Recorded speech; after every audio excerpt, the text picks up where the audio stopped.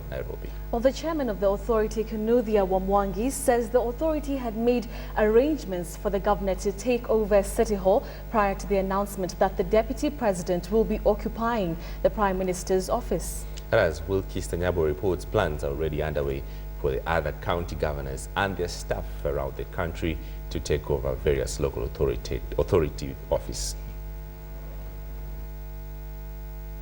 We are one floor away from the office of the government spokesperson. He could have walked up or called me down, and we would have agreed as consultative bodies. I don't think there was a crisis over this matter to deserve media alerts. This, the response of the chairman of the Transitional Authority to allegations that he had made the decision to install the governor of Nairobi at the building that was once the Prime Minister's office. The chairman now put on the defensive. We are not going to raid the premises, which we had already abandoned our intentions to occupy, and we are not going to occupy them by force. We were going there as tenants, and we were talking to the permanent secretary in charge of the Prime Minister's office. The Transitional Authority's response was precipitated by a message from the government spokesman.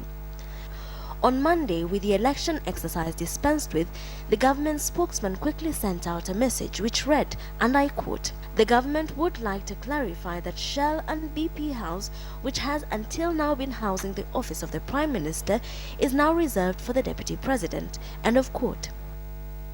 And with this, the governor was pushed to the less posh City Hall, leaving the Prime Minister's office to the Deputy President, a decision Kinuthia says he was not party to. It means the decision was made between Saturday and Monday. And since I've not been invited to any meeting to be informed, I cannot purport to know when the decision was made. But what you must understand is that I need not be consulted for such a decision. The Transitional Authority has the power to inspect and allocate suitable buildings in various regions. It now has 3.2 billion shillings in its kitty, which shall go towards finding suitable offices for the governors and their staff. And the first place it shall be looking at is local authorities in various regions. Buildings belonging to former local authorities that can be modernized without too much cost, let's do so. The Transitional Authority has organized matters in such a way that the new governors shall take office in local authorities across the country. However, questions abound as to just what will happen in regions where there aren't proper offices. The Transitional Authority decided that to spend between 2 million and 5 million for refurbishment of existing facilities, using the same money, 2 million to 5 million, to rent new premises if they don't have any place. The authority now moving to allay fears that it may take the governors a while to settle in.